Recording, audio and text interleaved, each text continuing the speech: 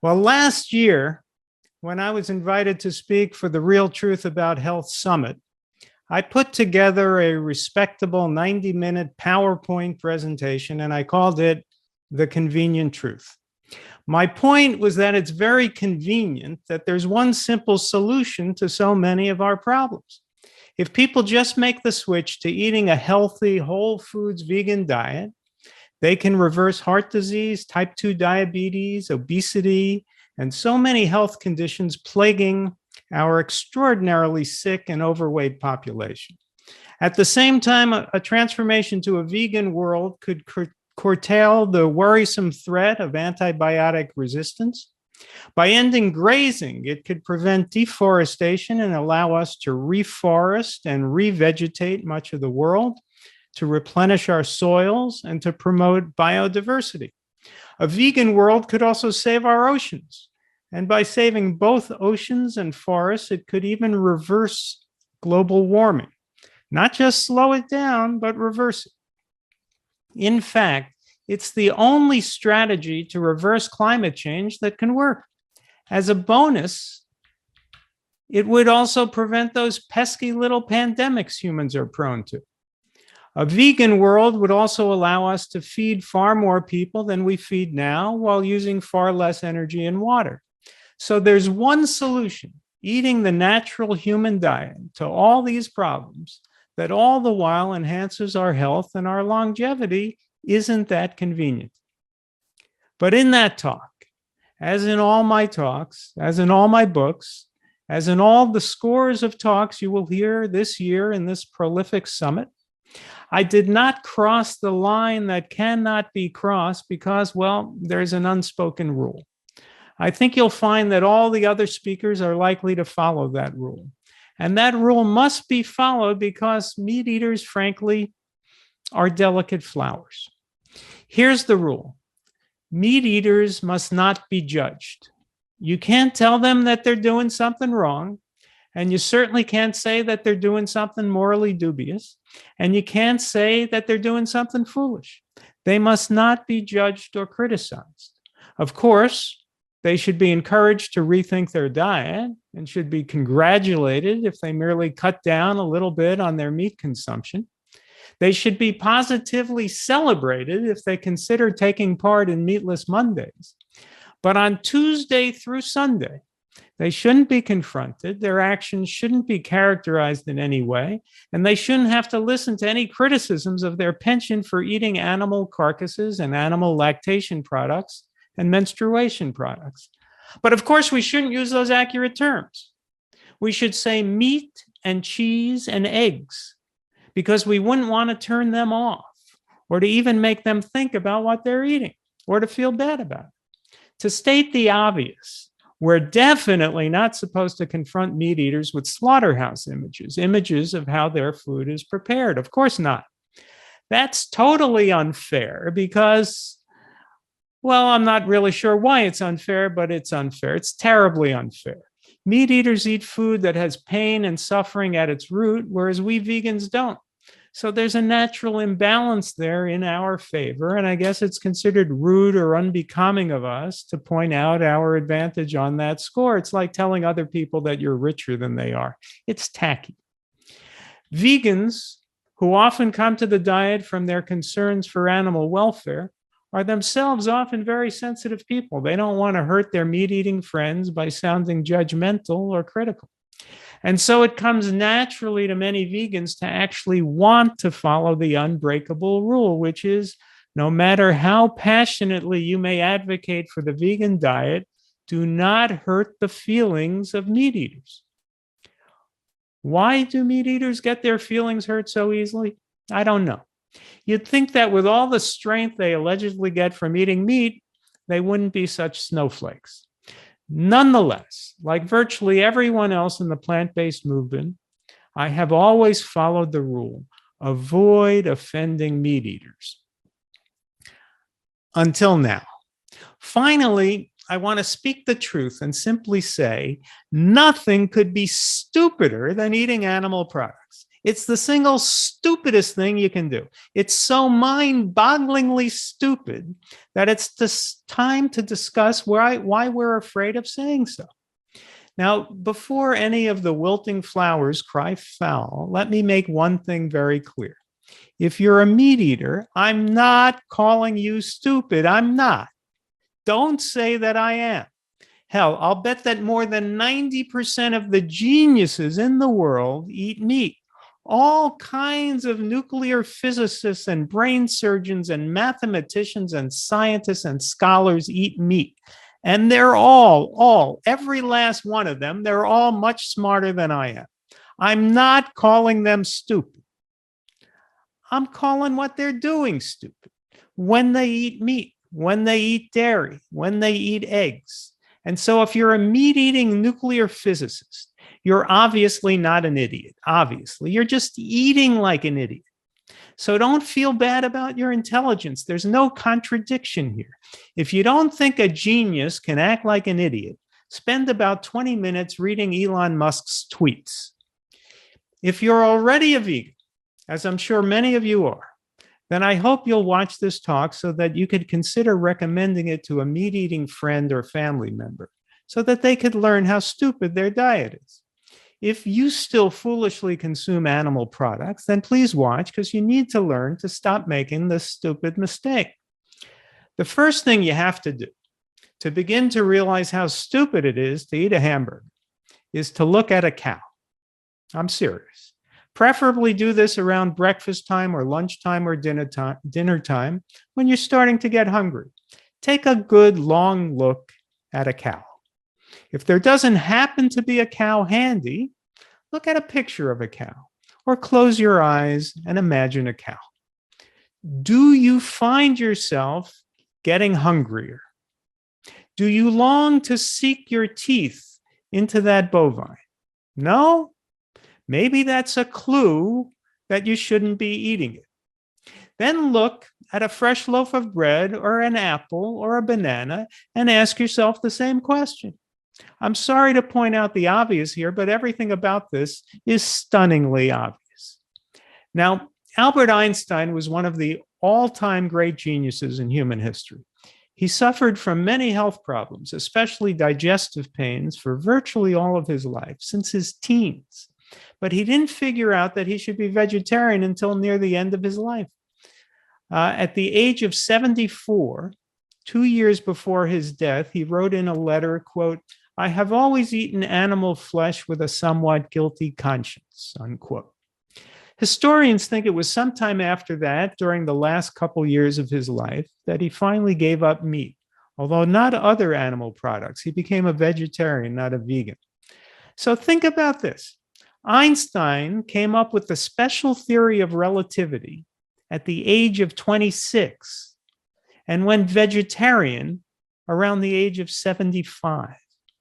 You'd think that it would be more difficult to figure out the special theory of relativity than how to eat a natural human diet. But it was the exact opposite for Einstein. And a lot of other brilliant people are peculiar in the same way. Now, for me, I easily figured out at the age of 17 that it was foolish to eat meat, but I still have trouble grasping the special theory of relativity. So people are different. And in case you've ever wondered about this, this is exactly why Einstein and I are rarely compared. Okay, I've made the statement that the single stupidest thing you can do is to eat animal products, so I should probably explain why. Let's start with health. But remember, we're just starting with health, just starting. There's a lot more to come. Your health is not the only reason why eating meat is stupid. As you're undoubtedly aware, it's not universally accepted that meat is unhealthy. There are plenty of science deniers out there who still make the argument for the paleo or caveman diet or the Atkins diet and claim that humans have a history of being hunters and that we've been eating meat for thousands of years and that we need it for the protein. Yes, even today, you can find lots of folks who still make that preposterous argument. But I'm not convinced that even those who make the argument actually believe it. Here's what I mean. Imagine a guy, maybe you know someone like this, who argues that meat eating is healthy. Maybe he read one of the paleo diet books or keto diet books and decided to eat meat 3 times a day. Let's say that meat-loving, meat-defending guy has an uncle who calls him with the bad news that he's developed acute heart disease. He's become short of breath, and his doctors are insisting on an emergency heart bypass operation. He's going under the knife on Tuesday. Do you think that the meat-loving, meat-defending nephew would invite his sick uncle over for a burger or some barbecued ribs? I'll bet he wouldn't. But how come, if the nephew believes meat is so healthy, he wouldn't risk serving it to his uncle with serious heart disease? What would the reasoning be? That meat is good for you only as long as you're healthy or as long as you don't have heart disease? But if eating meat is dangerous for those with heart disease and could even be fatal, as we all know, for an unhealthy heart, how could it be good for a heart that's healthy or that we think is healthy? Wouldn't the same artery clogging effects of meat that we know can kill an unhealthy heart be problematic even for a healthier heart? And remember, we can't divine the conditions of a person's arteries by looking at their complexion. Most of us have heard shocking news from time to time of people who appeared healthy and then dropped dead of a sudden cardiac arrest. I've lost friends and family members to that scenario. Oh, people say he was the picture of health, and then like that, he was gone, cardiac arrest, so shocking. So if you wouldn't serve meat to a heart patient, why would anyone risk serving meat even to anyone who looks healthy or to oneself? Dr. Caldwell Esselstyn famously ran 2 studies in association with the Cleveland Clinic in which he took patients with severe heart disease and placed them on a low-fat, whole foods, plant-based diet. He achieved remarkable results, saving and extending the lives of the study's seriously ill heart participants who remained compliant with the diet, which was the overwhelming majority. He actually reversed their heart disease. Dr. Esselstyn's studies are, I believe, the finest and most important studies in the history of nutritional research, and later I'll explain why. But imagine another opposing doctor who read one of the paleo cookbooks and believed that beef and chicken and eggs were healthy. Imagine that doctor proposing to the Cleveland Clinic or to any other medical institution in the nation that he would take patients with severe heart disease and place them on a chicken, beef, and ribs diet with some added scrambled eggs and some double cheese pizza. Would he get funding or assistance? Of course not. Why not? Because the idea flouts 75 years of established medical knowledge, and no medical institution would want the liability of underwriting a study that would be all but certain to kill a large number of its participants. It would be like proposing to NASA that they fund rockets built of toothpicks. Nobody would take it seriously. My point is this: the science is settled. We know what causes heart disease, and nobody who is familiar with the evidence, nobody who is sane, disputes it. We know it like we know that hot air rises. We know it for many reasons. We know it because we know the mechanisms by which saturated fat and cholesterol create plaque and inflammation and hypertension that threaten the arteries. We know this from 75 years of nutritional studies. We also know it from an analysis of our anatomy in relation to that of mammalian carnivores, omnivores, and herbivores. An analysis that shows that in every single way, we humans line up with the herbivores. We know it as well from decades of clinical experience in moving patients away from eating meat and towards eating plants, and the results that have been thereby obtained. So how come some people still argue that eating meat is healthy, and how could anyone possibly believe them? After all, more people believe that meat is healthy than believe that toothpicks can fly to Mars, though scientifically these ideas are equally preposterous. And there are many people who may not believe that meat is healthy, but they're confused because they've heard arguments on both sides, and they just view it as a controversial subject. So why is it that nutrition is considered a controversial subject when in fact the science is settled, at least in terms of whether we should be eating animals or plants? Because of our culture. Because this is a situation in which the overwhelming scientific evidence tells us to do something that only maybe 2% of the population actually does, abstain from eating animal products. That leaves 98% of the population ready and willing to believe that what they're doing, eating meat and eggs and cheese, is healthy, and willing to believe that there's no real choice. People must eat meat. Only extremists do otherwise, or at least believing that it's a matter of dispute and controversy. So they might as well keep doing what they've been doing, since nobody seems to know anything for sure anyway. And almost everyone else is eating the same foods they eat. It also leaves most doctors and public health officials unwilling to confront or challenge 98% of the public on their diet, especially since most doctors and public health officials eat the same way as everyone else, consuming meat and eggs and cheese because they were brought up to do so. So like the rest of the general public, they also want to believe it's healthy, or at least acceptable in moderation, in spite of all the evidence they see. It's not hard to figure out that there's a huge market for those meat-friendly arguments.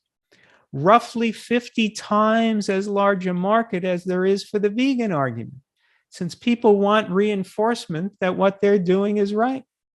In fact, because our culture normalizes doing what's unhealthy, eating meat, and makes not eating meat seem strange, even many doctors who know and understand all the science can't bring themselves to say anything more than try to cut down a little bit on meat, or consider eating more fruits and vegetables and less meat, because they themselves wouldn't dream of actually following the scientific evidence that they see in front of their eyes and going vegan, much less advising others to do so. Nonetheless, the scientific evidence mocks them. Blood pressure alone is dispositive. If you know the diet that leads to healthy blood pressure, you know the diet to eat. Nobody makes the case that high blood pressure is good for you. Why in the world would we evolve to eat a diet that gives us high blood pressure? And study after study has shown that eating plants is good for your blood pressure and eating animals is bad for your blood pressure. In fact, the healthiest blood pressure is obtained on a vegan diet, second healthiest on a vegetarian diet, and the least healthy on a meat-eating diet. This is not in question. There are no studies that show that you can reduce your blood pressure by eating cheeseburgers or sausages or butter. We can end the argument over eating animals, to the extent that there ever even was a serious scientific argument, on blood pressure alone.